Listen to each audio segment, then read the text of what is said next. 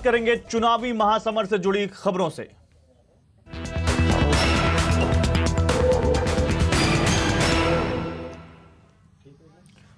तो लोकसभा चुनाव 7 चरणों में कराने पर अब सियासत शुरू हो गई है। तृणमूल कांग्रेस ने कहा है कि 3 चरण तो रमजान के महीने में पड़ रहे हैं और ऐसा कार्यक्रम इसलिए रखा गया है क्योंकि बीजेपी नहीं चाहती कि मुसलमान अपने मताधिकार का प्रयोग कर पाए। तृणमूल कांग्रेस के नेता और कोलकाता के मेयर फरहाद हाकिम ने यह भी कहा है कि पश्चिम बंगाल में 7 चरण में चुनाव करवाना भी सही नहीं है। आम आदमी पार्टी ने भी इस बात का समर्थन किया कि पश्चिम बंगाल में 7 चरण में चुनाव की जरूरत नहीं है। इसके साथ ही दिल्ली में 12 मई को मतदान रखे जाने पर मुस्लिमों की असुविधा का तर्क दिया गया है। पार्टी नेता संजय सिंह ने कहा है कि चुनाव आयोग ने रमजान में चुनाव रखकर मुस्लिम मतदाताओं की भागीदारी कम करने की योजना बना दी है। आपका अभियान होता है कि साहब नहीं साहब ज्यादा से ज्यादा मतदाता इस अभियान में शामिल हों। तो जब उनका रमजान का महीना चल रहा होगा, मई जून के दोपहरिया में आप उनसे उम्मीद करते हैं कि वो दिन भर लाइन में खड़े होकर वोट देंगे। तो इसलिए ये 12 मई और 19 मई की तारीखों के बारे में भी चुनाव आयोग को निश्चित रूप से सोचना चाहिए। इधर चुनाव की तारीखों और रमजान को लेकर छिड़ी बहस को एआईएमआईएम के नेता असदुद्दीन ओवैसी ने बेकार की बहस बताया है। उन्होंने कहा कि रमजान की वजह से मुस्लिमों का वोट बढ़ेगा। मेरा मानना यह है कि रमजान में इलेक्शन आने से मुसलमानों का जो ईमानी जज्बा होता है, जो रूहानी उनका जो लेवल होता है, वो ज्यादा होता है और मुझे पूरा यकीन है कि उस दिन पोलिंग परसेंटेज बढ़कर होगा। इसको क्यों रमजान से जोड़ रहे हैं? अरे भाई, उस दिन तो बहुत अच्छी बात है। हमको ये लंच वंच खास तौर से हमारे खवातीन को पकाने की जरूरत ही नहीं है। घर में तो फ्री होंगे, सबके सब निकल के वोट डालेंगे, दबा के वोट डालेंगे। वहीं रमजान के दौरान वोटिंग के मुद्दे पर बीजेपी ने विपक्षी दलों को आड़े हाथों लिए है। जो रमजान रखते हैं, इबादत करते हैं, उनको कोई आपत्ति नहीं है। उनको बहुत आपत्ति है। उस समय तो होली भी आ रही है, कुछ दिन बाद चैत की नवरात्रा भी आ रही है। तो इसका मतलब क्या है? तो मतदान की तारीखों और रमजान के विवाद पर चुनाव आयोग ने अपनी सफाई दी है। चुनाव आयोग ने कहा है कि रमजान के पूरे महीने को चुनाव कार्यक्रम से बाहर रखना संभव नहीं था, लेकिन जुमे यानी शुक्रवार और मुख्य त्योहारों के दिनों में चुनाव की तारीख नहीं रखी गई है।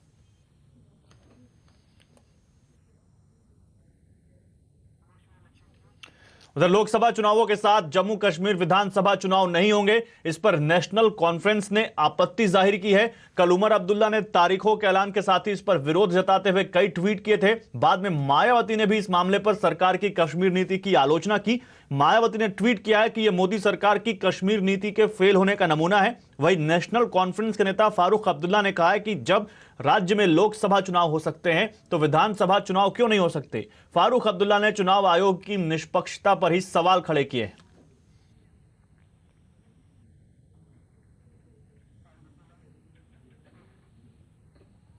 पार्लियामेंट के इलेक्शन के लिए बिल्कुल ठीक है फिजा, तो स्टेट इलेक्शन के लिए क्यों नहीं है फिजा? तो पार्लियामेंट इलेक्शन भी नहीं करना चाहिए था इनको, अगर फिजा यहां इतनी खराब है। मुझे हैरानी है, ये कह क्या रहे हैं? इन्हें खुद अपने आप को कॉन्ट्रडिक्ट करते हैं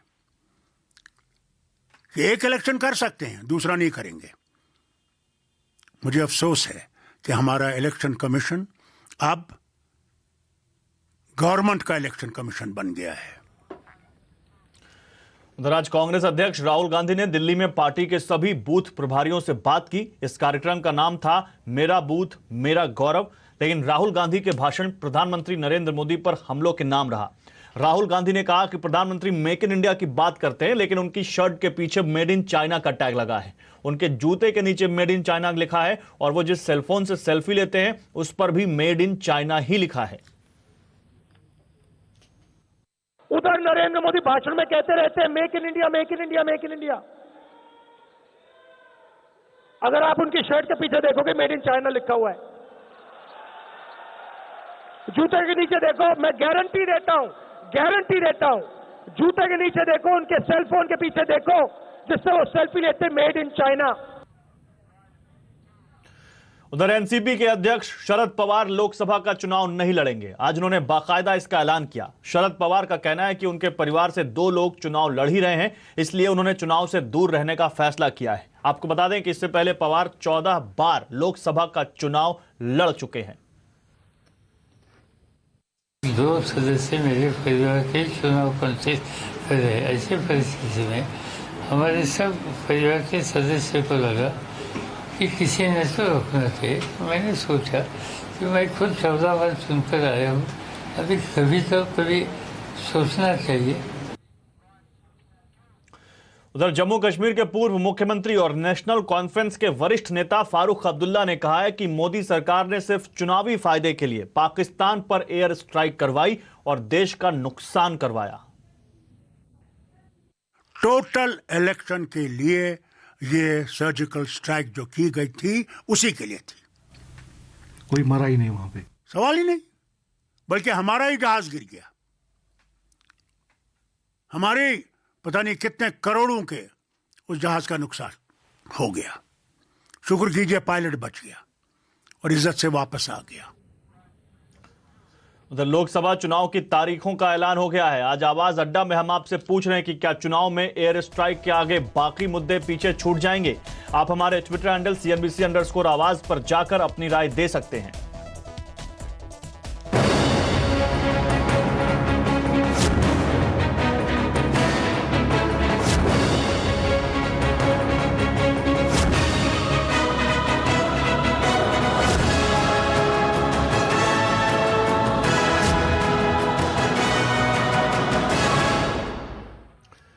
और कई बार ऐसा होता है कि चुनाव के दौरान वोटर लिस्ट में आपका नाम होता है पिछले चुनाव के दौरान, लेकिन अगले चुनाव की वोटर लिस्ट में आपका नाम कट जाता है। चुनाव आयोग ने वोटर लिस्ट में आपकी जानकारी चेक करने के लिए एक स्पेशल नंबर जारी किया है और कई तरीके बताए हैं जिनसे आप चेक कर सकते हैं कि वोटर लिस्ट में आपका नाम है कि नहीं, आपका बूथ कौन सा है, आप किस जगह पे आपको वोट देने जाना है और बहुत सारी details.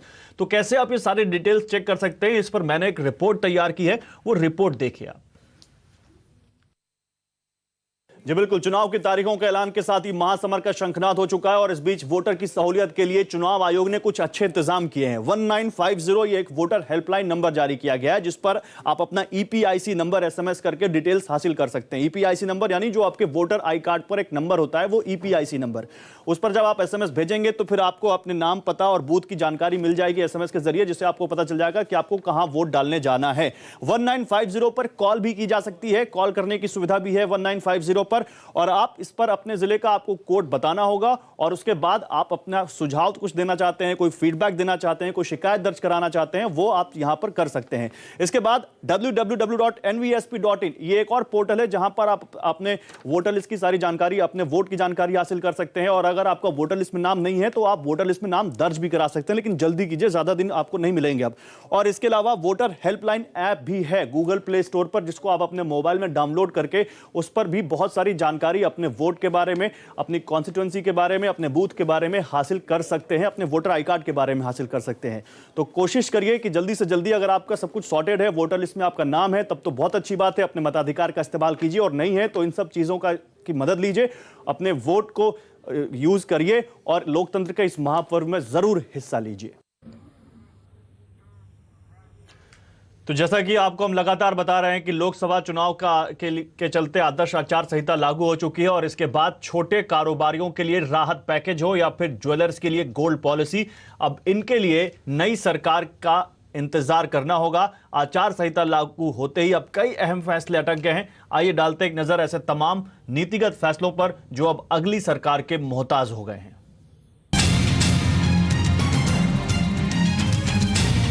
This time, instead of 9 phases, we have 7 phases. Date of counting, 23rd May 2019. तारीखों के ऐलान के साथ ही कई लोगों की उम्मीदों पर पानी फिर गया। छोटे कारोबारी आस लगाए बैठे थे कि मुफ्त दुर्घटना बीमा समेत विशेष राहत पैकेज की घोषणा हो जाएगी। प्रस्ताव पर कारोबारियों और सरकार के बीच वार्ता भी हो चुकी थी। प्रस्ताव कैबिनेट की मंजूरी के लिए तैयार था, लेकिन अब चुनाव आचार संहिता लागू हो चुकी है। इसी तरह वित्त मंत्री ने बजट भाषण में गोल्ड पॉलिसी लाने का वादा किया था। The government will formulate a comprehensive gold policy to develop gold as an asset class. The government will also establish a system of a consumer-friendly, trade-efficient system of regulated gold exchanges in the country. Gold policy के तहत jewellery sector को संगठित उद्योग के तौर पर विकसित करने की योजना है। कई बार चर्चाओं का दौर चला, कैबिनेट के लिए मसौदा तैयार भी हो गया, लेकिन अब नई सरकार के बाद ही इस पर बात आगे बढ़ पाएगी। इतना ही नहीं, लेबर रिफॉर्म के लिए इंडस्ट्रियल कोड सरकार ने तैयार कर लिया है, लेकिन अब ये अटक गया। अलग अलग इंडस्ट्री के विकास के लिए इंडस्ट्रियल पॉलिसी का मसौदा भी तैयार था। पुरानी गाड़ियों को बेचने पर रियायत देने वाली स्क्रैपेज पॉलिसी पर भी कई दौर की चर्चा हो चुकी है, लेकिन अब ये सब नई सरकार के आने पर ही आगे बढ़ पाएंगे। सिर्फ ये नीतिगत फैसले ही नहीं, बल्कि हर वो फैसला जिसके अमल करने से राजनीतिक तौर पर नुकसान हो रहा हो, उसे भी ठंडे बस्ते में समझिए। मिसाल के तौर पर सरकारी कंपनियों को बंद करने की योजना और टैक्स की वसूली के लिए बड़े पैमाने पर छापेमारी की कार्रवाई, इन रास्तों पर भी सरकार काफी धीमी चलती हुई दिखेगी। लक्ष्मण रॉय, दिल्ली। तो चलिए बाजार की बात करते हैं। बाजार में आज शानदार तेजी रही। सेंसेक्स 1 महीने की ऊंचाई पर बंद हुआ तो निफ्टी करीब 6 महीने की ऊंचाई पर। सेंसेक्स 383 अंकों की बढ़त के साथ 37,000 के पार बंद हुआ, तो वही निफ्टी हरे निशान के साथ 11,000 के पार बंद हुआ है। बैंक निफ्टी भी 6 महीने की ऊंचाई पर बंद हुआ। वही मिड कैप 371 पॉइंट चढ़कर 17,750 पर बंद हुआ। आईटी सेक्टर को छोड़कर आज सभी शेयरों में खरीदारी रही। सेंसेक्स के 30 शेयरों में से 26 शेयरों में खरीदारी रही, तो निफ्टी के 50 में से 43 शेयरों में आज तेजी देखी गई। आज बाजार में oil and gas, auto, metal शेयरों में सबसे ज्यादा खरीदारी देखने को मिली।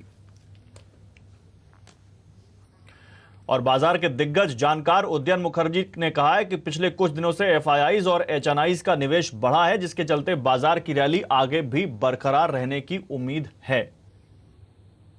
रैली और बढ़ सकता है क्योंकि एचएनआईज के तरफ से हम देख रहे हैं कि काफ़ी मिड कैप और स्मॉल कैप में इंटरेस्ट बढ़ चुका है। पर अभी जो मार्केट है वो उसका टेक्सचर थोड़ा बदल गया है। हमने पिछले 3-4 महीने में एक दूसरे टाइप का मार्केट देख रहे थे, जहाँ पे म्यूचुअल फंड फ्लोज अच्छा था और वो ब्लू चिप्स पे जा रहा था और मार्केट को सपोर्ट कर रहा था। एफआईआईज ब्लू चिप्स में और एचएनआईज मिड कैप्स में, और वो म्यूचुअल फंड वाला मार्केट अभी थोड़ा बदल गया है। तो इसीलिए अभी मोमेंटम है मार्केट में। देखते हैं 11,200 के आसपास एक रेजिस्टेंस है, लेकिन करंट मोमेंटम में उसके ऊपर तो मार्केट निकल जाना चाहिए। और नोटबंदी से जुड़ी एक बड़ी खबर। अब नोटबंदी एक बार फिर सुर्खियों में है। एक आरटीआई से खुलासा हुआ है कि नोटबंदी से ठीक पहले रिजर्व बैंक बोर्ड ने सरकार को चेताया था कि इस कदम से काला धन खत्म नहीं होगा, उल्टे आर्थिक तरक्की पर असर पड़ेगा। बहुत चौंकाने वाली खबर है। पूरी खबर जानने के लिए चलते हैं हमारे economic policy editor Lakshman Roy के पास। तो लक्ष्मण, बड़ी खबर नोटबंदी से जुड़ी हुई, बताइए आरटीआई में और क्या खुलासा हुआ है? देखिए, इस आरटीआई में सबसे महत्वपूर्ण बात यह सामने आई है कि नोटबंदी पर रिजर्व बैंक का रुख क्या था। अब तक औपचारिक तौर पर इसकी जानकारी नहीं दी गई थी। अब एक आरटीआई में बताया गया कि नोटबंदी का जब फैसला लिया गया उससे ठीक 2.5 घंटे पहले, यानी नोटबंदी के दौरान पीएम के ऐलान के 2.5 घंटे पहले आरबीआई बोर्ड की बैठक हुई सरकार की तरफ से। और महत्वपूर्ण बात, उस बोर्ड की बैठक में आरबीआई के जो मौजूदा गवर्नर है वो उस वक्त सदस्य के तौर पर भी मौजूद थे। उस वक्त गवर्नर उर्जित पटेल मौजूद थे और उन सभी ने नोटबंदी के फैसले को, या प्रस्तावित फैसले को कह सकते हैं, उस वक्त के लिए एक सराहनीय कदम तो बताया। लेकिन सरकार ने जब यह कहा कि हम नोटबंदी करके काले धन पर रोक लगाना चाहते हैं, तो इस फैसले के पक्ष में नहीं थे आरबीआई के बोर्ड। दरअसल आरबीआई बोर्ड का कहना था कि काला धन कैश में बहुत ज़्यादा नहीं होता है, गोल्ड में होता है, रियल एस्टेट में होता है। ऐसे में नोटबंदी करके हम काला धन खत्म कर लेंगे, ये कहना बहुत सही नहीं होगा। यानी नोटबंदी से काले धन पे लगाम लगाने के लिए काफ़ी कारगर कदम नहीं माना जा सकता है। दूसरी आपत्ति आरबीआई बोर्ड की ये थी कि नोटबंदी की वजह से आर्थिक विकास की रफ्तार, जीडीपी में आपको थोड़े समय के लिए गिरावट देखने को मिल सकती है। तीसरी बात ये कि बाजार में नकदी काफ़ी ज़्यादा है। इस बात की दलील को भी, सरकार की इस दलील को भी आरबीआई बोर्ड ने स्वीकार नहीं किया। आरबीआई बोर्ड का कहना था कि जिस तरीके से आर्थिक विकास की रफ्तार बढ़ रही है उसी अनुपात में नकदी सिस्टम में है, इसलिए यह कहना कि नकदी बहुत ज्यादा है, इसको कम कर लेंगे, यह भी दलील बहुत सही नहीं है। तो लिहाजा यह बात साफ है कि नोटबंदी के फैसले पर आरबीआई का बोर्ड और सरकार एक मत नहीं था, एक प्लेटफॉर्म पर नहीं था। हालांकि सरकार ने इसका फैसला जरूर लिया। लेकिन लक्ष्मण, नोटबंदी तो वो मुद्दा है जो चुनावों में भी बहुत हावी रहता है, और हम और आप ये बात तब कर रहे हैं जब देश में लोकसभा चुनाव की तारीखों का ऐलान हो चुका है। और जब नोटबंदी पर आरबीआई ने आगाह किया था, जैसा कि आप बता रहे हैं, फिर भी नोटबंदी हुई, तो इसके क्या माने निकाले और क्या माने कि अब ये इसका राजनीतिक इस्तेमाल भी होगा? मुझे लगता है कि नोटबंदी का मुद्दा इस चुनाव में अभी के समय में बहुत हद तक दब गया था। लोग भूलने की कोशिश कर रहे थे, सरकार भुलाने की कोशिश कर रही थी। लेकिन इस आरटीआई के खुलासे के बाद नोटबंदी एक बार फिर से मुद्दे के तौर पर उभर कर सामने आ गया है और यही वजह है कि आरटीआई के बाद कांग्रेस के वरिष्ठ नेता जयराम रमेश ने बाकायदा प्रेस कॉन्फ्रेंस किया। प्रेस कॉन्फ्रेंस करके सारी बातें रखी वहां पर सामने। तो जाहिर तौर पर नोटबंदी को लेकर सरकार को घेरने की कोशिश विपक्ष करेगा, क्योंकि नोटबंदी एक ऐसा फैसला था जिसको लेकर बेरोजगारी बढ़ने की आशंका जताई जा रही है, जिसको लेकर छोटे कारोबारियों का कारोबार काफी हद तक खत्म होने की आशंका जताई जा रही है। और नोटबंदी का हासिल करने की बात कहें तो पीएम ने जो भाषण दिया था नोटबंदी का, उसमें 17 बार इस बात का जिक्र किया था कि हम काले धन पर रोक लगाना चाहते हैं। काले धन का शब्द का इस्तेमाल 17 बार किया गया था, लेकिन काला धन रुका नहीं, ऐसा आरबीआई खुद मानता है। काले धन से रुकना नहीं है। कैश ट्रांजैक्शन फिर वापस पुराने स्तर पर जा चुका है। तो नोटबंदी से किसको फायदा हुआ ये साबित करने की कोशिश सरकार करेगी तो वहां पे बहुत सफलता हाथ नहीं लगेगी। दूसरी तरफ विपक्ष इस आरटीआई का हवाला देकर के सरकार को घेरने की कोशिश जरूर करेगी। जी, बहुत शुक्रिया लक्ष्मण आपका इन तमाम जानकारियों के लिए। चलिए देखते हैं इस मुद्दे को और अब कैसे विपक्षी पार्टियां उठाती हैं, या इस मुद्दे का असर होता भी है या नहीं। लेकिन एक बड़ी खबर और है आपकी नौकरी से जुड़ी हुई। नौकरी बदलने पर पीएफ ट्रांसफर को लेकर आपका सिरदर्द अब खत्म होने वाला है। पीएफ ट्रांसफर कराने के लिए ना अब आपको पुराने दफ्तर के चक्कर लगाने होंगे और ना ही पीएफ ऑफिस में आवेदन देना होगा। ज्यादा जानकारी के साथ इस खबर पर जुड़ रहे हैं हमारे सहयोगी प्रतीक श्रीवास्तव। तो प्रतीक बताइए, अच्छी खबर है, सुनने में तो बड़ा अच्छा लग रहा है। क्या योजना ईपीएफओ डिपार्टमेंट की इस बारे में, और पुराना पीएफ आखिर कैसे ट्रांसफर होगा? जब भी आप नौकरी बदलने की सोचते हैं तो मन में सवाल ज़रूर आता है कि अभी जो आपका एग्जिस्टिंग पीएफ खाता है और उसमें जो बैलेंस है उसका क्या होगा। अब आपकी समस्या का समाधान करने के लिए एम्प्लॉयज़ प्रोविडेंट फंड ऑर्गेनाइजेशन एक नई तकनीक ला रहा है सीडैक के साथ मिलकर। उस तकनीक के लागू होने पर आपको अपने पीएफ खाते के विषय में चिंता करने की ज़रूरत नहीं है। सिर्फ आपको अपने नए एम्प्लॉयर को अपना यूएएन नंबर बताना होगा और उस यूएएन नंबर के साथ जब नया खाता खोला जाएगा तो आपके पुराने पीएफ खाते में जितना भी बैलेंस मौजूद है वो नए खाते में ट्रांसफर हो जाएगा। इसके लिए ना ही तो आपको अपने पुराने एम्प्लॉयर को संपर्क करना होगा, ना ही पीएफ ऑफिस जाना होगा और ना ही ऑनलाइन कोई प्रक्रिया अपनानी होगी। हालांकि इस पूरी प्रक्रिया में, इसके सरलीकरण में, इसका ऑनलाइन ट्रांसफर होने में अभी कुछ इंतजार करना पड़ सकता है। जानकारी के मुताबिक अगले साल से ईपीएफओ इस पूरी प्रक्रिया को लागू करने की कोशिश कर रहा है। ठीक है, शुक्रिया प्रतीक। इन तमाम जानकारियों के लिए आगे बढ़ते हैं। इथियोपियाई एयरलाइंस का बोइंग 737 मैक्स विमान दुर्घटनाग्रस्त होने के बाद भारतीय विमानों को लेकर भी चिंता अब खड़ी हो गई है। बोइंग 737 मैक्स के इस्तेमाल के लिए डीजीसीए नई गाइडलाइन जारी कर सकता है। इस खबर पर ज्यादा जानकारी देने के लिए जुड़ रहे हैं हमारे संवाददाता रोहन सिंह।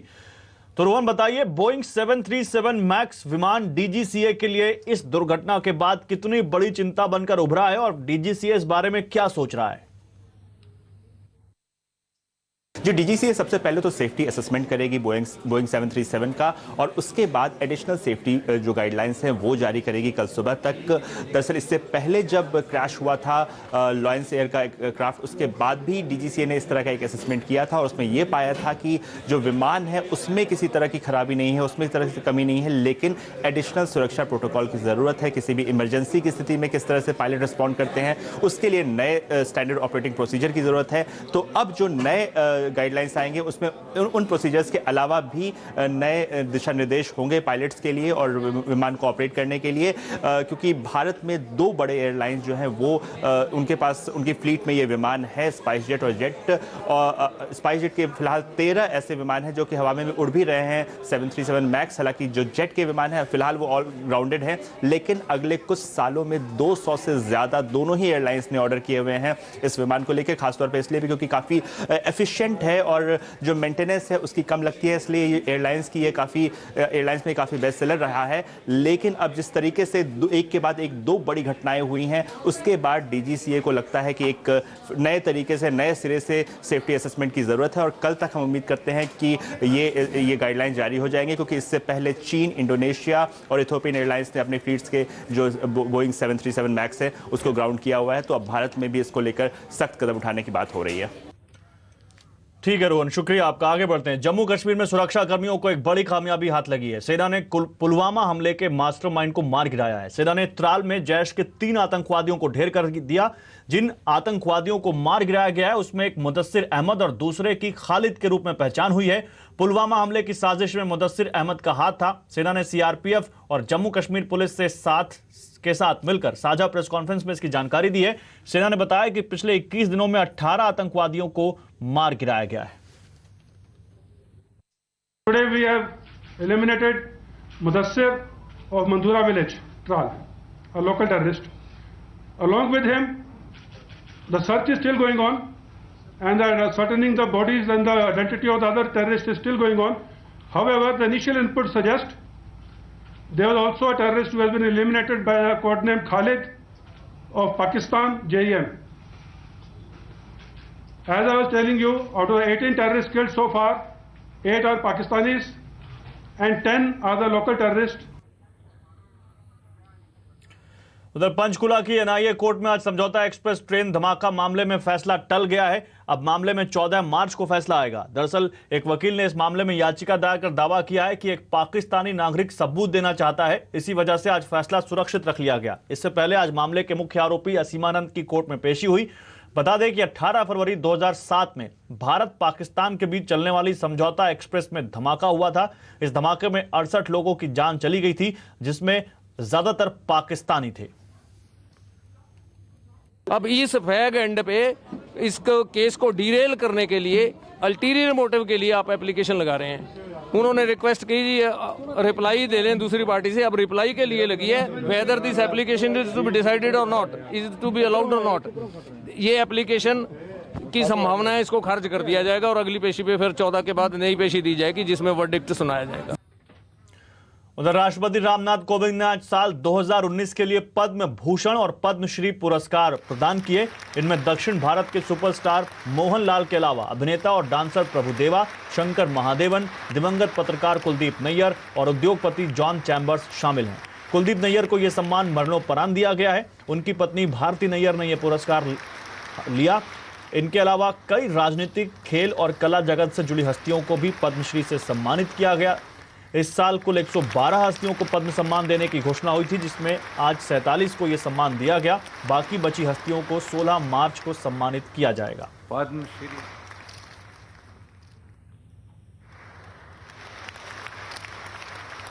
उधर गर्मी शुरू हो चुकी है और इससे पहले ही एलजी ने बाजार में नया एसी लॉन्च कर दिया है। डबल इन्वर्टर वाले इस एसी में बिजली की कम खपत का दावा किया जा रहा है। इसके अलावा ये एयर कंडीशंस वाईफाई एनेबल्ड भी बनाए गए हैं, जिसमें आप अपने स्मार्टफोन से इन्हें ऑपरेट कर सकते हैं। इस नए एसी की ताकत का अंदाजा आप इसी बात से लगा सकते हैं कि ये 52 डिग्री के गर्मी में भी आपको ठंडक पहुंचाएंगे। एलजी के इस नए एसी की कीमत 31,990 रुपए से लेकर 69,990 रुपए के बीच है। और ट्राई के नए नियम के मुताबिक क्या आपने अपने चैनलों का चुनाव कर लिया है? नहीं तो जल्दी कीजिए और आवाज, कलर्स और एमटीवी जैसे अपने पसंदीदा चैनलों का चुनाव कीजिए। आपको फिर बता दें कि आप सिर्फ ₹1 प्रतिदिन में चुन सकते हैं कलर्स वाला वैल्यू पैक, जिसमें आपको मिलेंगे आपके सभी मनपसंद चैनल सिर्फ ₹1 प्रतिदिन में।